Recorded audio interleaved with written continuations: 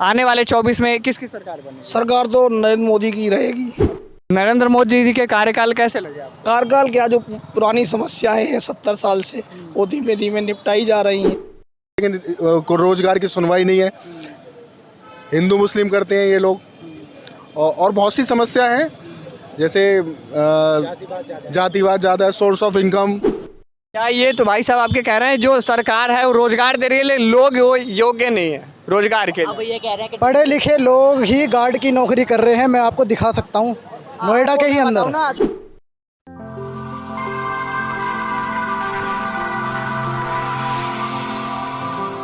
मौजूद है नोएडा में। आने वाले 24 को चुनाव में लेकर लोगों से बातचीत करेंगे। लोगों के क्या विचार हैं, क्या 24 में बहुत बड़ा बदलाव होगा या फिर जो वर्तमान सरकार है उसी को लोग अपनी बहुमत देंगे? क्या नाम है चाचा? जावेद नाम है। आने वाले 24 में किसकी सरकार बनेगी? सरकार तो नरेंद्र मोदी की रहेगी। अच्छा, नरेंद्र मोदी जी के कार्यकाल कैसे लगे आपको? कार्यकाल क्या, जो पुरानी समस्याएं हैं 70 साल से वो धीमे धीमे निपटाई जा रही हैं। तो अब कम से कम उन्हें एक बार और देखना चाहिए 2024 में। लगातार 2014 के बाद से तो भाजपा की ही सरकार है, लेकिन क्या आपको नहीं लगता है कि परिवर्तन होना चाहिए? परिवर्तन अभी नहीं, अभी तो 5 साल उन्हें ही रहना चाहिए ताकि और समस्याएं जो हैं वो पूरी लेवल पे आ जाए।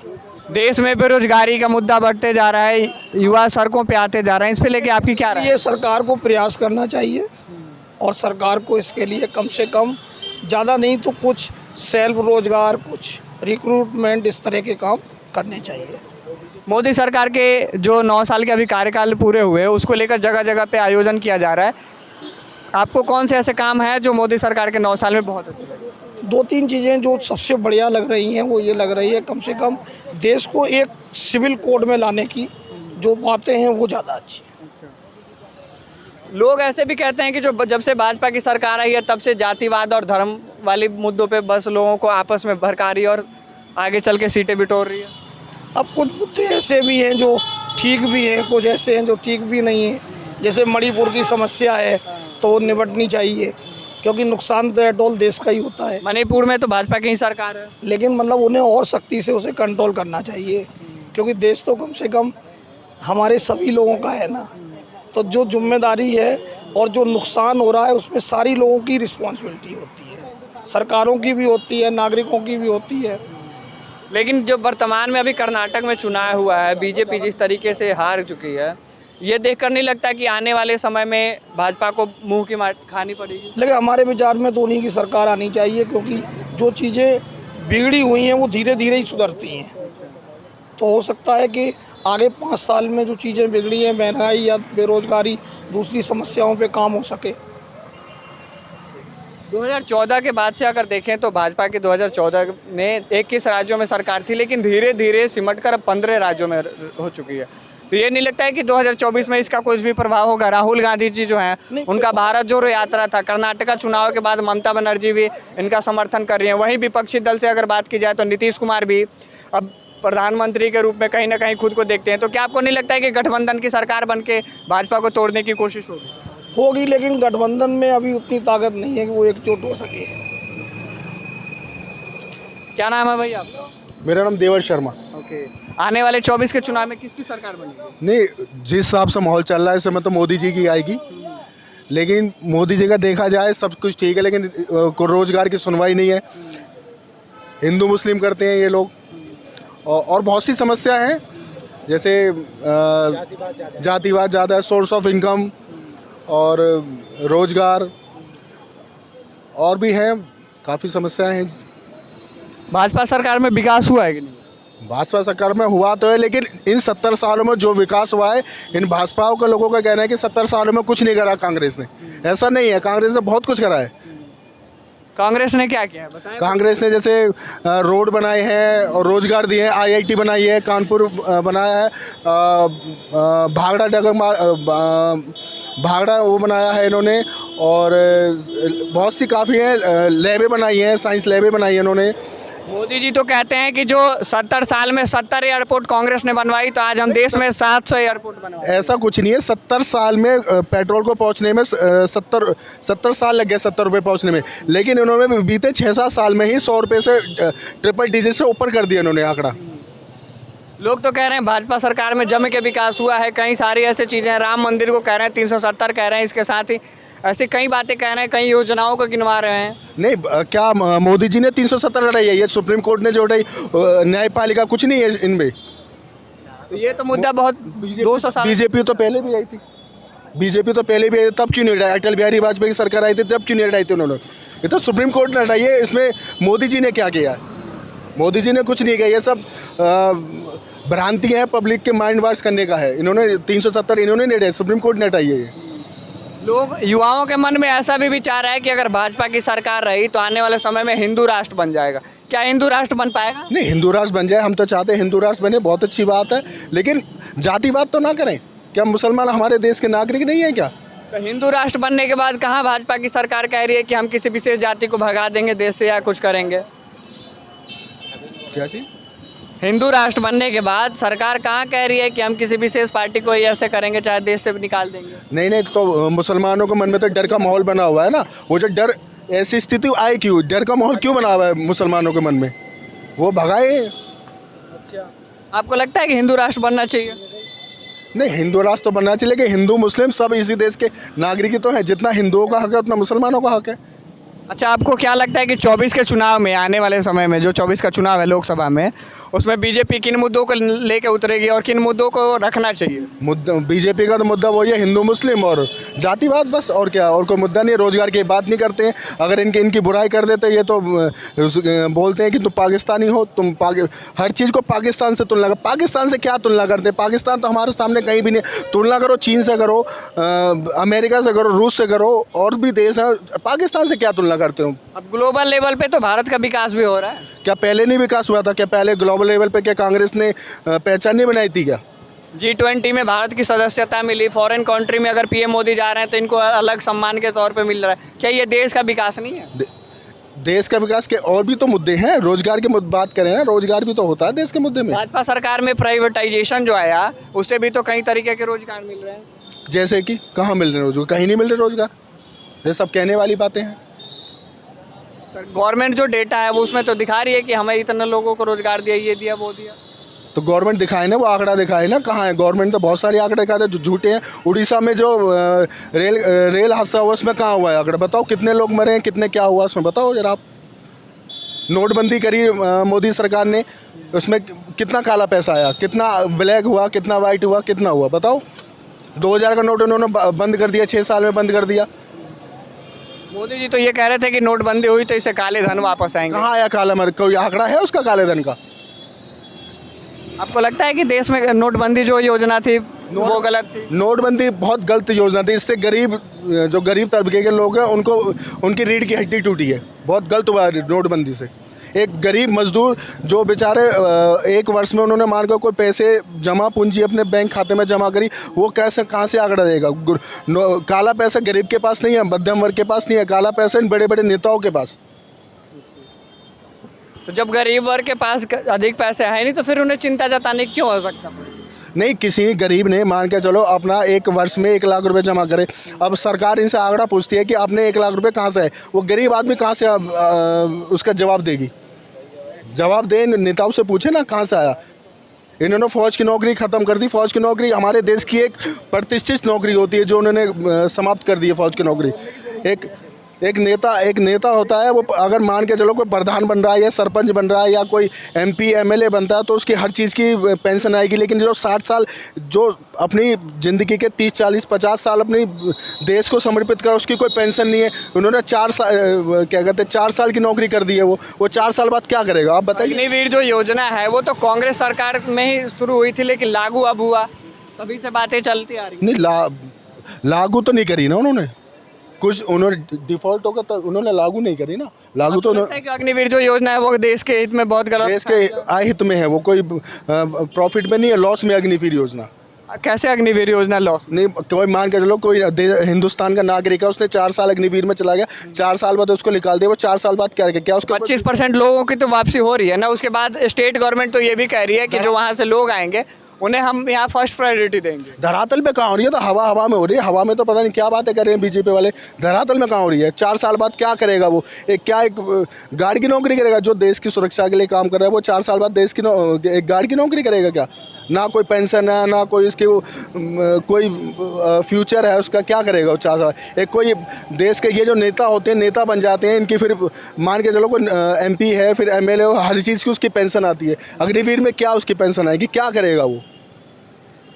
आप उत्तर प्रदेश से हैं, उत्तर प्रदेश में क्या कुछ विकास हुआ है जब से योगी राज में? उत्तर प्रदेश में कोई विकास नहीं हुआ, जैसे पहला था आज भी वही चीज़ है बस। सड़क को और सुरक्षा को लेकर? सड़क सुरक्षा ठीक है, इतना खास नहीं है। ऐसे ही बोलते हैं कि इन्होंने क्या कहते हैं अपराध मुक्त कर दिया, लेकिन हुआ है, कुछ काम हुआ है, लेकिन संपूर्ण तरीके से नहीं हुआ है। तो सरकार में बदलाव होनी चाहिए 24 में? सरकार में डेफिनेटली होना चाहिए, 100% होना चाहिए। आपके अनुसार क्या लगता है 24 में सरकार बदलनी चाहिए? भैया मोदी जी आने चाहिए। मोदी जी क्यों? भैया कोरोना में उन्होंने बहुत सहयोग करा है जी, लाखों लोग बचे हैं मरने से। देश में महंगाई बढ़ गई, बेरोजगारी बढ़ गया, लोग भूखमरी से मर रहे हैं, इसको लेके क्या कहें? कोरोना की भरपाई कहाँ से करेगा वो? आप ही लोगों से करेगा। कोरोना के भरपाई वो खुद से कर रहे हैं, आम जनता के टैक्स से कर रहे हैं। आम जनता के टैक्स से कर रहे हैं, सबके टैक्स से हो रहा है जी। अब हमारे 25 तारीख में स्टेडियम में आ रहे हैं योगी जी, यहाँ से फिर परतला जाएंगे फिर ब्रिज का उद्घाटन करने के लिए। तो बदलाव हो रहा है। प्रदेश से हैं आप, उत्तर प्रदेश से हैं, उत्तर प्रदेश में क्या कुछ बदलाव हुआ है? विकास हो रहा है भाई, आप देख लो। रात में बहन बेटियां रोड पे सुरक्षित नहीं निकल पाती थी, आए दिन छेड़छाड़, आए दिन बलात्कार, आए दिन सारी चीज़ होती थी। आज ऐसा कुछ नहीं है। 12 बजे 1 बजे कभी भी निकल के देख लो अपनी बहन बेटे को बाहर, कोई छू करने वाला हो तो। यानी विकास हुए हैं भाजपा सरकार में? बिल्कुल हुए। आपको क्या लगता है कि भाजपा सरकार 24 में वापसी होगी? बिल्कुल होगी। PM मोदी के बाद कौन सा ऐसा चेहरा है जिनको आप प्रधानमंत्री के रूप में देखना चाहते हैं? योगी जी को। योगी जी क्यों? बाकी योगी जी से भी अच्छे नेता हैं भाजपा में? नहीं है, मुझे उनसे ज़्यादा अच्छा नेता कोई नहीं लगता है, क्योंकि उनका जो फैसला होता है ऑन द स्पॉट होता है। चाहे हाथरस बलात्कार कांड ले लो, जैसे उसमें फंसाए जा रहे थे बंदों को, कि नीची बात लेके हर्ज एक्ट लगाई जा रही थी, लेकिन वो बिल्कुल निर्दोष बंदे थे। वो भी उन्होंने बिल्कुल निष्पक्ष, बिल्कुल निष्पाव से अपना संबोधित किया था सारी चीज़। ठीक है, उसके बाद अपने फिल्म सिटी नोएडा के अंदर लेके आए योगी जी, अपने अंदर अपना इतना अंतर्राष्ट्रीय सबसे बड़ा 4थे नंबर का पूरा ऑल इंडिया का एयरपोर्ट लेके आए। तो कहाँ विकास नहीं हुआ है? ये कौन कह रहा है कि विकास नहीं हुआ है? रोजगार को लेके क्या कहेंगे? अरे भैया, उससे छोटा बड़ा नहीं आ रहा, आप कह रहे हो उसे रोजगार दो लाके। भैया जो एजुकेटेड है उसको रोजगार कौन नहीं मिल रहा है? किसको नहीं मिल रहा है रोजगार? अभी ले लो किसी को भी, उसको काला अक्षर भैंस बराबर, उसको चाहिए रोजगार। कैसे मिल जाएगा रोजगार भाई? कैसे मिल जाएगा? देश की जनसंख्या 142 करोड़ हो गए, चाइना को भी पार कर चुकी है। आप कह रहे हैं कि देश में युवा ही नहीं है जिनको रोजगार दी जाए? युवा हैं, लेकिन उस लायक तो होने चाहिए ना।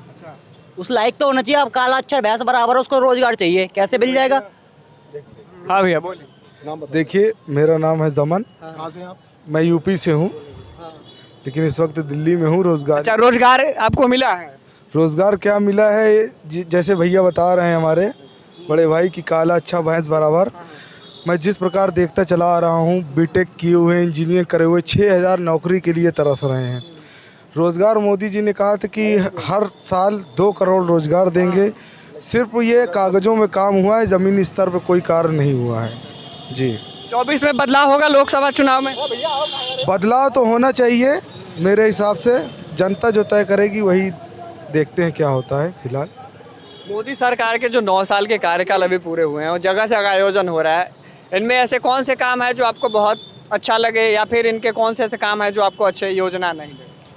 मैं जिस प्रकार से रोड और बिजली का काम किया है सरकार का, ये काम सराहनीय था, लेकिन रोज़गार को लेकर मैं थोड़ा सा नाराज़गी है युवाओं में। रोज़गार नहीं मिला है जिस हिसाब से उन्होंने वादा किया। अग्निवीर योजना के तहत वैकेंसी निकल रही है, प्राइवेटाइजेशन हो रहा है, रेलवे में वैकेंसी निकली 2019 में, ये रोज़गार नहीं है? रोज़गार की निकली है, लेकिन उसको बाद में कैंसिल करा दी गई। पेपर लीक हो गया, कितनी बार पेपर हुआ ये भी आप देख सकते हैं। कितनी बार पेपर एग्ज़ाम दिया है, छात्रों ने रात रात स्टेशन पे पड़े रहे, रेलवे स्टेशन पे पड़े रहे, रात भर जाके ठंडी में कांपते रहे, पेपर दिया, कैंसिल हो गया, लीक हो गया। ये कोई रोज़गार देने का तरीका था? क्या बदलाव होना चाहिए 24 में आपके अनुसार? मुझे तो लगता है कि कांग्रेस को आना चाहिए फिर से, क्योंकि रोज़गारी बहुत ज़्यादा हो गई थी, इस वजह से। बाकी विकास कार्य में रोड बिजली का कार्य किया गया है। बेरोज़गारी में थोड़ा सरकार पीछे दिख रही मुझे। कांग्रेस को आना चाहिए 24 में? बिल्कुल नहीं आना चाहिए भैया, क्यों नहीं आना चाहिए? क्योंकि 70 सालों से बैठे हैं, आज तक कर क्या दिया है? क्या कर दिया? सारा देश तो खा गए, अब और क्या बचा है? तो मेरे हिसाब से भैया बीजेपी आनी चाहिए। हाँ, जिसको भगा दिया कि मतलब वो रातों रात मतलब देश से ही फरार हो गया, तो ये तो भाई बिल्कुल बेकार है मेरे हिसाब से। क्या? हाँ भैया बोलिए। बात पहले आप उससे करें।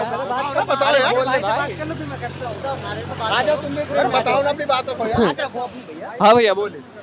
तो भैया मैं तो ये चाहूँगा कि 2024 में बीजेपी फिर से आए, बिल्कुल।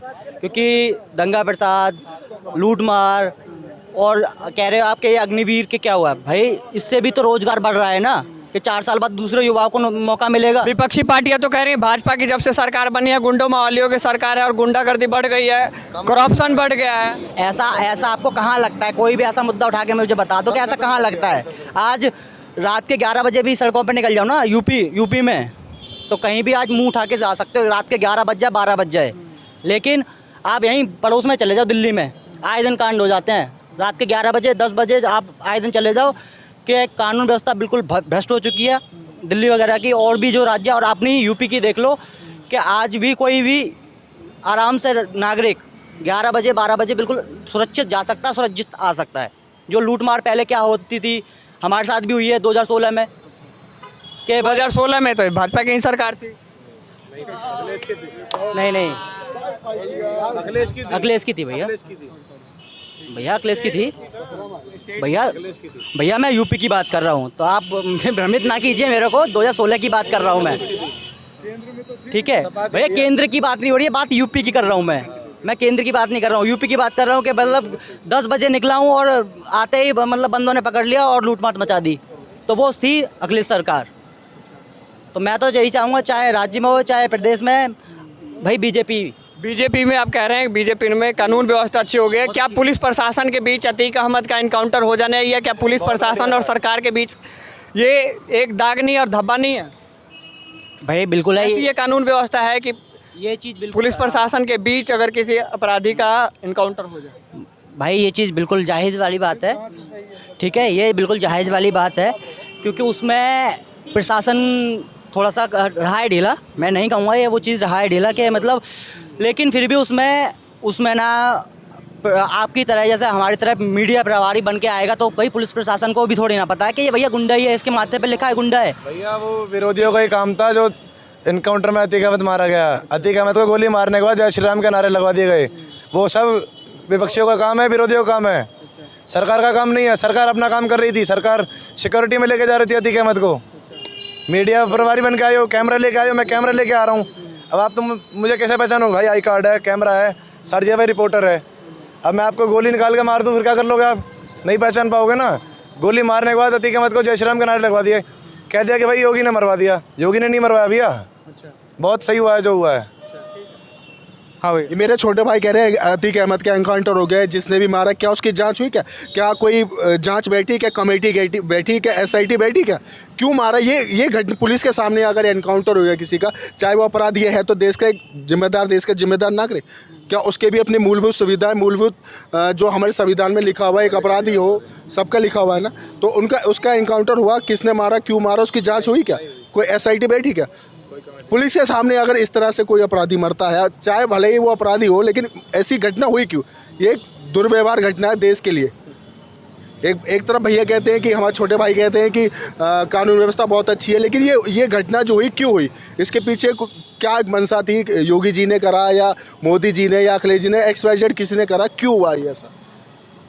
देखिए, जिस हिसाब से भाई ने अभी बताया कि मीडिया कर्मी घुसकर मार दिया गया, तो रात में मेडिकल, आज तक अभी आपने देखा है कि रात में मेडिकल क्या इतनी आवश्यकता पड़ गई थी उनको कि रात में मेडिकल कराने ले जाया गया, रात भर इधर उधर घुमाते रहे। ये भी एक षड्यंत्र है, इसके पीछे रची गई साजिश है, इसमें दोष दिया जा रहा है। बाकी ये अपनी अपनी समझ है, सोच है। क्या कुछ ऐसा था कि अगले दिन सत्यपाल मलिक जो है वो पुलवामा हमले को लेकर एक बड़ा खुलासा करने वाले थे? ठीक, उन्होंने अपने एक इंटरव्यू के माध्यम से कहा था क्या ऐसी भी चीज़ें थी जो रातों रात सारी चीज़ें बदल गई और अतीक अहमद का इनकाउंटर हो गया? देखिए, मैं इस चीज़ से तो वाकिफ़ नहीं हूँ, लेकिन मैं जिस प्रकार आपने बताया कि प्रशासन की सख्त है यहाँ यूपी सरकार में, ये तो चलिए हॉस्पिटल में कांड हुआ था, अभी एक कचहरी में एक कांड हुआ था, क्या नाम था उनका, अभी याद नहीं आ रहा है नाम, उनको कचहरी में मर्डर कर दिया गया है। वो सारी चीज़ें क्या इस प्रकार से हम कह सकते हैं कि हम सुरक्षित हैं, प्रशासन सख्त है? हाँ भैया, आपको क्या लगता है? ओके, 1 मिनट पॉज देना। आपको लगता है कि 24 में सरकार बदलेगी? मेरा नाम शुभम पांडे है। रुझान देखते हुए लगता नहीं है कि बदलेगी, क्योंकि अभी मोदी सरकार की लहर है। जिस प्रकार से दूसरी पार्टी का भी उस तरह दबदबा नहीं बना पाई है, लग नहीं पा रहा है, क्योंकि कांग्रेस में भी कुछ तरह से उस तरह निखरता हुआ चेहरा है नहीं। विपक्षी पार्टियां अब एक हो रही हैं। हाँ, महासंगठन बन सकता है, वो उनको गिराने के लिए या प्रयास कर सकती हैं, लेकिन तभी भी हो नहीं पाएगा। लेकिन एक तरफ से वो प्रयास कर सकती हैं, लहर दौड़ सकती है, कांटे की टक्कर हो सकती है अगर वो पूरा महागठबंधन, पूरा विपक्षी आप पार्टी। एक युवा हैं और युवाओं को कहा जाता है देश का भविष्य। आप क्या देखना चाहते हैं 24 में? कैसी सरकार बने और किन मुद्दों को लेकर आए? मैं देखना चाहता हूँ कि यहाँ पर सबको बेरोजगारी न रहे, सबको रोजगार मिले, शिक्षा का स्तर आगे बढ़े, महिलाएं खुलेआम घूम पाएँ, उनको आज़ादी मिले, ये सब मुद्दे होने चाहिए। भाजपा सरकार इन सब आप जो मुद्दे बता रहे हैं, इस पे काम की है पिछले 9 सालों में? हाँ, कुछ ये नहीं कह सकता 100% की है, लेकिन काफ़ी हद तक की है। 24 में फिर से भाजपा की वापसी होनी चाहिए? जी बिल्कुल। आपको क्या लगता है भैया, 24 में वापसी होनी चाहिए? बिल्कुल होनी चाहिए। 24 ये भाजपा में कोई वापसी नहीं होनी चाहिए, सरकार चेंज होनी चाहिए, बदलाव चाहिए देश के लिए। और कोई बोलना चाहेगा भाई? चिराग स्टार्ट करना है। हाँ भैया, 24 में बदलाव होना चाहिए? जी बिल्कुल होना चाहिए, बदलाव बहुत ज़रूरी है। क्यों बदलाव होना चाहिए? कि महंगाई के मुद्दे ले लो, बेरोजगारी के मुद्दे ले लो, भ्रष्टाचार के मुद्दे ले लो, बहुत से मुद्दे हैं। आप देख सकते हो देश का हाल क्या है, देश के युवाओं का हाल क्या है। देश का युवा सड़कों पे भटक रहा है नौकरी के लिए। आज देश का युवा नौकरी के लिए भटक के अपने घर बैठा है, आत्महत्याएं कर रहा है। ये है हाल देश का। सरकार तो कह रही है हम रोजगार दे रहे हैं, प्राइवेटाइजेशन कर रहे हैं, रेलवे में दी, अग्निवीर दी, इसके अन्य जो वैकेंसियाँ हैं वो निकलती जा रही हैं। कोई रोजगार नहीं है। भैया बिल्कुल दे रही है, लेकिन उसके लिए भी तो वो होना चाहिए ना, मतलब उसके लिए भी तो बंदा पढ़ा लिखा होना चाहिए, एजुकेटेड होना चाहिए ना। फेडरल भारत यूट्यूब चैनल को लाइक और सब्सक्राइब करें और बेल आइकन दबाकर लेटेस्ट अपडेट पाएं।